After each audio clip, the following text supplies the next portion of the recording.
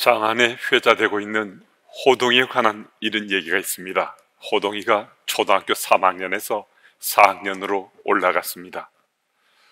호동이가 초등학교 입학한 후에 가장 싫은 것이 숙제였습니다. 노는 것은 너무너무 좋은데 숙제하는 것은 너무너무 싫었습니다. 그래서 이런저런 핑계를 대면서 숙제를 안 해가는데 선생님의 꾸중을 피하려다 보니까 어느 때부터는 다른 것보다 머리를 굴리는 것이 늘었다는 것을 알게 됐습니다. 4학년에 진급했는데 선생님이 숙제를 내어주시지 않는 거예요. 호동이는 선생님이 너무너무 좋았습니다. 근데 2달쯤 지났는데 선생님이 드디어 숙제를 내어주셨습니다. 그 다음 주까지 숙제를 해야 되는데 다음 주에 그 반 아이들 중에 30명이 숙제를 안 해왔습니다. 학급 총 인원이 35명인데 30명이 숙제를 안 했습니다. 선생님이 인자하시다고 아이들이 선생님을 무시한 것이었습니다. 선생님이 굉장히 화가 났습니다. 그래서 아이들을 불러내서 일렬로 세운 다음에 손바닥을 회초리로 때리려고 했습니다. 그 순간 우리 호동이가 총알같이 머리를 굴렸습니다. 어디에 쓰는 것이 가장 유리할 것인가 생각해 보니까 선생님이 앞에서부터 아이를 때리다가 힘이 빠지면 뒤에는 좀 약하게 맞겠다 생각해서 30번째 줄에 호동이가 썼습니다. 그런데 선생님이 아이들의 손바닥을 때려가는 중에 첫 번째는 1대, 두 번째는 2대, 세 번째는 3대, 호동이는 30번째 써서 30대를 맞고 말았습니다.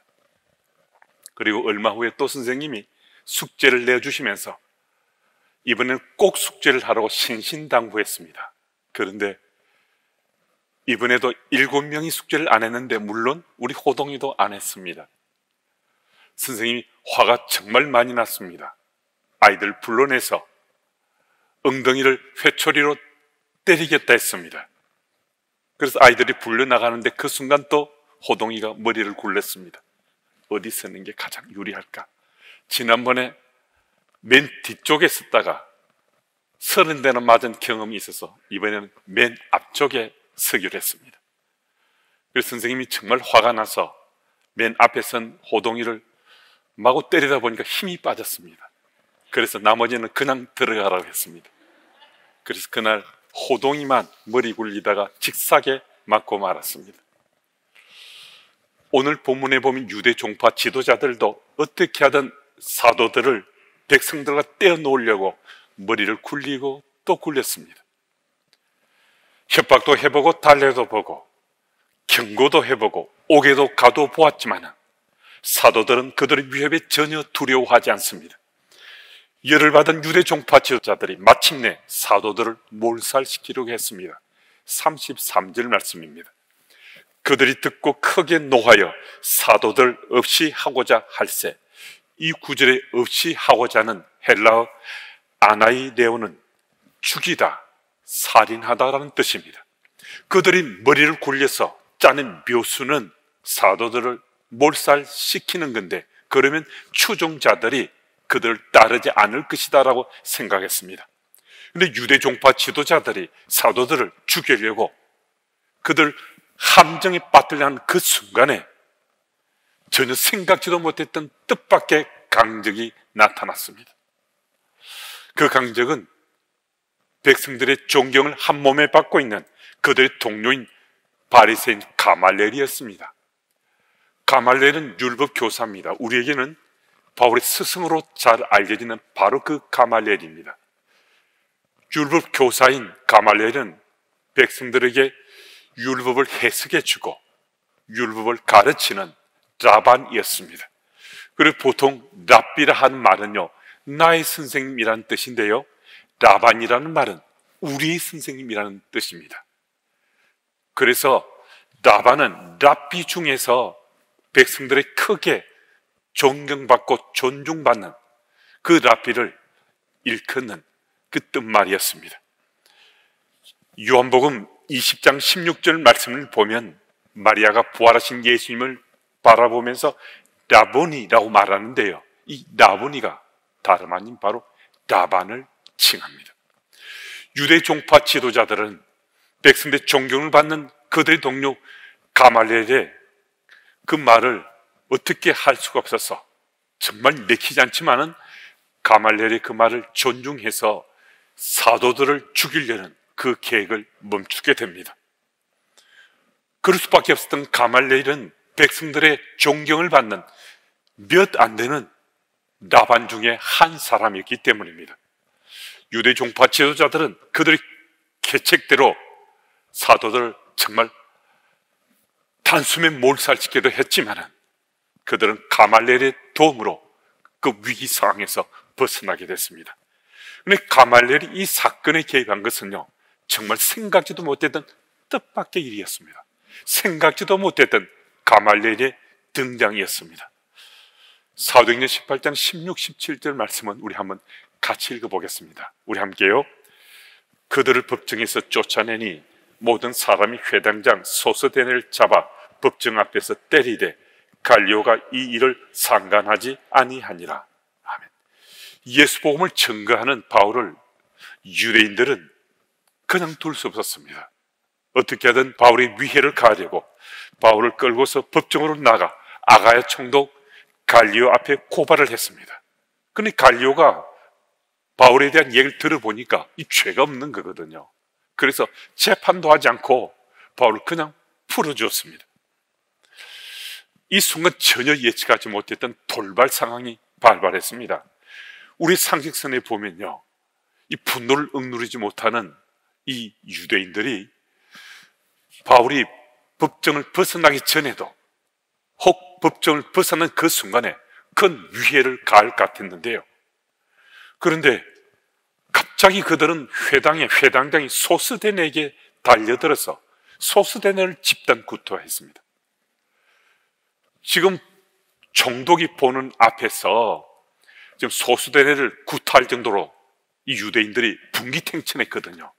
이쯤 되면 바울에게 달려들어서 분명히 바울에게는 더 큰 위해를 가할 것 같은데 바울에게는 손끝 하나 되지 않고 회당장인 소스데네만 집단 구타를 했습니다.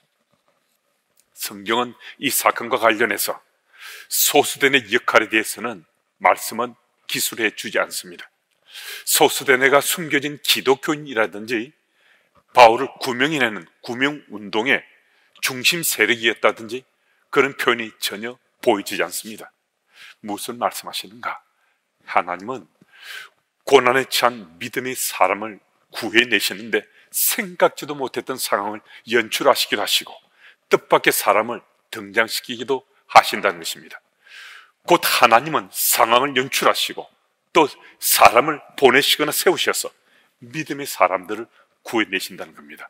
근데 우리 이렇게 묻고 싶잖아요. 그럼 소스데네는 그런 집단 구타를 당하고 끝나도 되는 것인가? 그렇지 않습니다. 소스데네가 성경 또 다른 구절에 등장하는데요, 고린도전서 1장 1절 말씀입니다.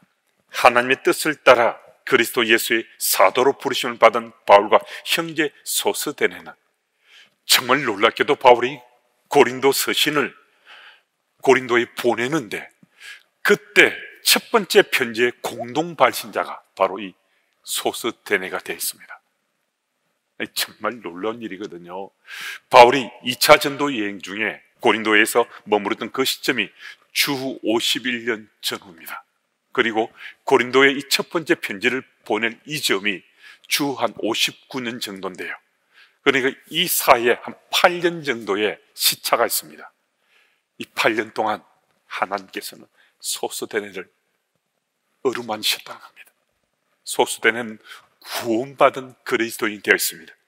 소스데네는 그때 그 사건을 통해서 예수님 구주로 영접하는 그 인생에 놀라운 일이 일어났음이 틀림없습니다. 그리고 하나님 나라 확장에 바울의 가장 가까운 동력자가 되어 있습니다. 여러분, 예수 복음을 전하다 보면 우리들도 고초를 당하고 겪을 수 있습니다. 우리가 복음을 전하는 현장에서 생각지도 못했던 시련과 환난에 봉착할 수 있습니다. 여러분, 그때 어떠했습니까? 그냥 고난에 우리가 함몰하고 다시는 그 시련과 환난을 벗어나지 못하고 그 속에만 신음하고 있는가? 그렇지 않지 않습니까? 여러분의 삶의 자리에도, 제 삶의 자리에도 우리 지난 삶을 되돌아보면 생각지도 못했던 정말 뜻밖의 하나님의 손길의 역사가 우리 삶 속에 아주 강하게 우리 삶 속에 역사하시거나 또 다른 흔적들을 내왔음이 틀림없습니다. 하나님께서는 특별한 하나님 방법을 통해서 고난 가운데서도 복음을 전하거나 복음이 전파된 그 현장에서 우리가 시련과 환난을 겪을 때 우리를 그냥 두지 않으셨습니다. 하나님 방법으로 반드시 우리를 건져내시고 우리를 구하셨다는 것입니다. 여러분, 혹 지금 예수 이름 때문에 복음을 전한 그 일 때문에 고난 가운데 우리가 있을 수 있습니다. 그런데 그 고난의 자리는, 그 시간은 그렇게 길지 않습니다. 하나님의 손길의 역사가 우리 임할 그 타이밍이 지금 카운트다운 되고 있습니다. 여러분, 나의 힘이 되시고 내 인생의 절대 주권이 되시는 그분을 우리 삶의 주인으로 모시고 세상 살아간 우리 삶 속에 복음을 전하는 그 삶은 아주 자연스러울 수 있는데요, 고난이 있다면 정말 이제 얼마 남지 않았습니다. 주께서 간섭하시고 직접 역사하시는 그 현장 속에 우리 서게 될 것입니다. 복음을 전하는 이 현장은 하나님의 선교라고 우리가 신년에 들어서 계속해서 말씀을 나누지 않습니까? 여러분, 오늘도 주저하지 마시고 내가 복음을 전하는 그 현장에서 내 삶을 통해서 하나님의 선교가 이루어지고 있음을 꼭 믿으시기 바랍니다. 사도행전 5장 40절 41절 말씀은요, 우리 한번 같이 한번 읽어보겠습니다. 40절 41절인데요 그들이 옳게 여겨 사도들을 불러들여 채찍질하며 예수 이름으로 말하는 것을 금하고 놓으니 사도들은 그 이름을 위하여 능력받는 일에 합당한 자로 여기심을 기뻐하면서 공의 앞을 떠나니라. 아멘. 여러분, 이 구절을 자세히 보시면요, 사도들이 기뻐하는 것이 능력받고 멸시받는 것 때문이 아닙니다. 사도들이 지금 기뻐하는 것은 자신들이 예수 이름을 위해서 능력과 멸시를 받는 것에 합당한 자로 하나님이 자신들을 인정해 주시고 하나님이 자신들을 선택해 주신 것 때문에 기뻐하고 또 기뻐하고 있습니다. 무슨 말씀이신가? 사도들은 자기들이 자신들을 너무 잘 안다는 거예요. 여러분, 이 사도들이 누굽니까? 배신자들이잖아요. 예수를 외면하고 모른 척하고 예수님 붙잡혀 갈 때, 예수님이 십자가에 못 박혀 돌아가실 때 다 도망쳤던 사람들이잖아요. 또 따라왔어도 예수님을 부인하고 저주했던 사람들이잖아요. 자기들의 모습을 너무나 잘 아는데 이제 하나님께서 자신들이 바로 그 예수 이름, 자신들이 배신했던 그 예수 이름, 그 이름을 위해서 자신들이 능력을 받는 거예요. 멸시를 당하는 거예요. 그런 일에 자신들을 써주신다는 거죠. 이게 너무 감격스러운 거예요. 견딜 수 없는 기쁨이 있는 겁니다. 여러분, 우리 지난 삶을 되돌아보면서 혹 우리들도 내가 예수 복음을 전할 수 있나? 내가 살아온 지난 삶을 보면 내 자신의 신앙도 제대로 간수하지 못하는데 내가 무슨 복음을 전하겠나? 오히려 예수님을 외면하고 또 예수 이름 앞에 내 부끄러운 행동도 더 많이 했는데, 여러분 정말 그렇습니까?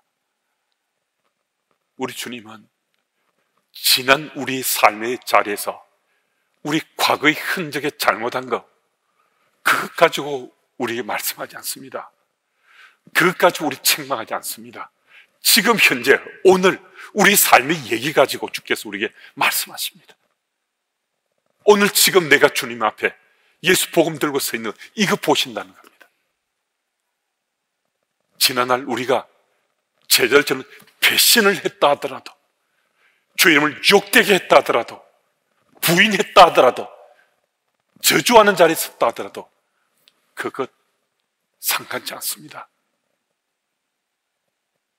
오늘 우리가 예수 복음을 가지고 내 삶을 통해서 복음을 전하는 하나님의 선교 현장에 설 수 있는 것, 이게 하나님께서 우리에게 은혜 베푸는 일인데, 이 사실이 내게 믿어지면요, 우리도 감격하는 거죠. 나 배신자인데, 나 주를 부인하기까지 했는데, 그런데 주님께서 나를 통해서 복음을 전하는 그 현장에 나를 세워주시는 거예요. 그럼 정말 그렇지 않습니까? 이 감동하지 않겠습니까? 감격스럽지 않겠습니까? 우리 모두가 내 삶을 통해서 지금 예수 복음이 전해진다면 우리는 오늘도 주의 은혜 가운데 함께 기뻐하고 또 기뻐하고 정말 감격할 수 있는 우리 모두가 될 수 있습니다. 그 현장에 나를 세워주신 주의 은혜를 잊지 말고 꼭 기억하시는 여러분과 제가 다 되어야만 하겠습니다. 그런데 우리가 예수를 믿으면서 하나님 나라 백성으로 사는데요, 한 나라 백성으로 산다는 것은 은혜가 참 큽니다. 그리고 이 땅에서도 영원한 하나님 나라에서 주께서 약속하신 것 중에 일부지만은 우리가 누리며 살 수 있습니다. 이 특별한 거죠. 그런데 이런 일만 있지 않고요, 예수를 믿지 않았다면 겪고 당하지 않아도 될 고난 가운데 던져지기도 합니다. 또 예수 이름 때문에 손해와 손실을 내가 보기도 하고 또 당하기도 합니다. 또 예수 이름 때문에 마음이 상하는 말할 것 없고 비난받기도 하고 또 자존심이 상하는 일들도 종종 있을 수 있습니다. 예수를 믿고 살아가면서 사역하느라 앞장섰다가 상처를 정말 덧날 정도로 고통 속에서 힘들어하는 교우들이 계시기도 합니다. 전술한 것들은요, 예수 믿지 않았다면 이런 일 겪지 않아도 됩니다. 예수 없이 살면 그런 일 없잖아요. 우리 삶 속에 그런 일 일어날 수 없잖아요. 그러면 우리가 쉽게 뭘 할 수 있겠습니까? 나 끊겠다, 나 이제 예수 믿지 않고 살겠다, 이렇게 하는 게 이게 더 상식적이고 좀 당연해 보이지 않습니까? 그런데 여러분 어떠했습니까? 오늘 이 자리에 함께한 여러분도 저도 그런 고초를 겪기도 하고 시련과 환난 앞에 던져지기도 했는데 더 가까이 가게 되더라는 거예요. 예수님을 더 제대로 믿겠다고 주님 앞으로 더 한 걸음 가까이 가더라는 거예요. 도망치거나 외면하거나 끊어버릴 것 같은데 오히려 예수 믿는 것을 포기하지 않고 오히려 예수님 더 가까이 나아갈 소망하면서 주의 도심을 구하더라는 겁니다. 여러분, 무슨 얘기입니까? 예수님이 하나님의 아들로, 예수님이 그리스도로 확신 가운데 믿어졌다는 겁니다. 여러분, 우리가 이제 부인할 수 없게 됐습니다. 우리는 외면할 수 없게 됐습니다. 예수님이 나의 그리스도가 된 겁니다. 예수님 우리 그리스도가 된 것입니다. 이게 정말 분명해야 됩니다. 아주 나의 확실히 찬 고백으로 주님 앞에 올려질 수 있습니다. 그러지 않으면 예수 이름 때문에 우리가 힘들게 또 어려움 속에 빠지는 일들 때문에 우리 일상의 삶이 엉망진창이 되는 거거든요. 우리 삶이 참 불행할 수밖에 없습니다. 하지만 예수님이 나의 그리스도로 확실히 믿어지면 고난 가운데 시련과 환난 가운데 있을 때 더 주께 가까이 나아가서 주의 은혜 속에 거하는 복이 우리들에게 있더라는 겁니다. 여러분, 고난의 때 오히려 주님께 더 가까이 나아가는 그 믿음을 통해서 보다 더 굳건한 그리스도인으로, 예수는 그리스도를 고백하며 믿는 자의 삶을 충실히 살아가므로 복음 전하는 자의 합당한 여러분과 제가 다 되어야만 하겠습니다. 그리고 오늘 본문 말씀을 보면서 우리가 사도들을 보면 나도 좀 사도처럼 복음을 전했으면 좋겠다, 이런 생각 마음할 수 있습니다. 우리가 만약에 사도들처럼 우리도 좀 더 적극적으로 담대하게 복음을 전해야 되겠다 생각하셨다면요, 여러분은 참 복받은 분들입니다. 복이 있는 사람들입니다. 세상에서 다른 어떤 일을 맡아 사는 것도 의미 있죠. 아주 보람 있는 일들이 세상 속에 적지 않을 수 있습니다. 그런데 영혼을 구하고 생명을 구하는 일에 내가 쓰임 받는다는 것은, 이것은 정말 엄청난 거거든요. 이 비밀을 깨닫고 내가 생명을 구하고 영혼을 구원하는 일에 선다는 것은 다른 것하고는 비교할 수 없는 놀라운 은혜입니다. 이는 복 중에 복을 누리고 받는 거거든요. 근데 사도들이 이렇게 복음을 전하는 최전방에서 능력을 받고 멸시를 당하는 것을, 이것을 기뻐하고 기뻐할 정도로 이런 복음의 정리를 썼습니다. 얼마 전에 이 사도들의 모습은 이거 전혀 딴판이었잖아요. 어떻게 이런 일이 가능했겠는가? 물론 성경은 우리에게 분명히 밝혀줍니다.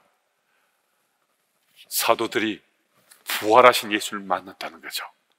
또 사도들이 성령 강림의 현장에서 성령을 받았다는 겁니다. 이건 틀림없습니다. 근데 성경은 우리들에게 또 한 가지를 말씀해 줍니다.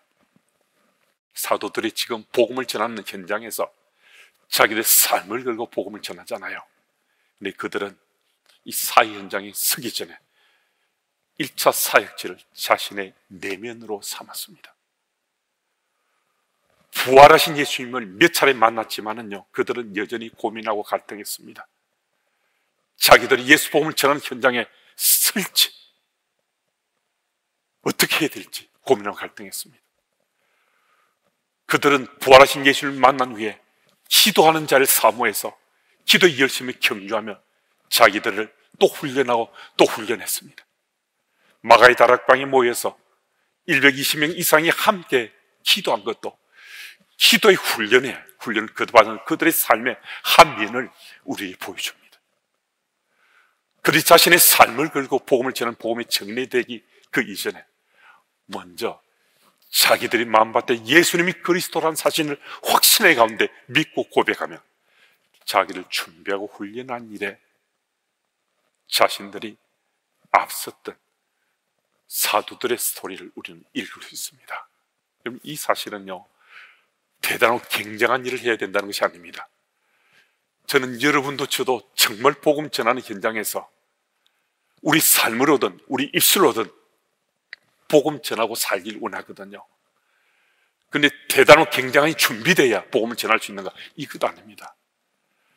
내 마음밭이 정말 다져지고 준비되는 것은요, 예수님이 그리스도는 이 사실이 내게 믿어지는, 확신 가운데 믿어지는 그 현장이 내 마음밭에 아주 분명해야 됩니다. 그래서 그 사실을 믿고서 복음을 전하고자 하는, 그 내가 복음을 전할 때 누구에게 복음을 전하든 보다 담대할 수 있기 위해서 예수님이 그리스도는 이 사실이 내게 믿어져야, 그래서 내 마음밭이 복음을 전하는데 1차 사역지가 되어야 된다는 것입니다. 여러분, 좀 더 잘 준비하고 좀 더 잘 다지도록 오늘도 내 마음밭에 확신에 찬 예수님 그리스도 되심을 고백하면서 주께서 우리를 복음의 정인으로 쓰시기에 합당한 자로 세움받는 우리 모두가 됐으면 참 좋겠습니다. 그래서 여러분과 제가 내 마음밭이 먼저 1차 사역지로 준비되고 다져져서 마음껏 제자들처럼 주의 복음의 통로로 쓰임받는 우리 모두가 다 돼야 하겠습니다. 여러분, 2022년은요 하나님의 선교를 꿈꾸는 가정으로 우리들이 발걸음을 함께 떼고 있습니다. 복음을 전하는 것 우리 특권일 수 있습니다. 여러분, 외면치 마시고 모른 척하지 마시고 한 걸음씩 한 걸음씩 내 삶으로 복음을 전하는 그 현장에 설 수 있는 여러분과 제가 다 되기를 축복합니다.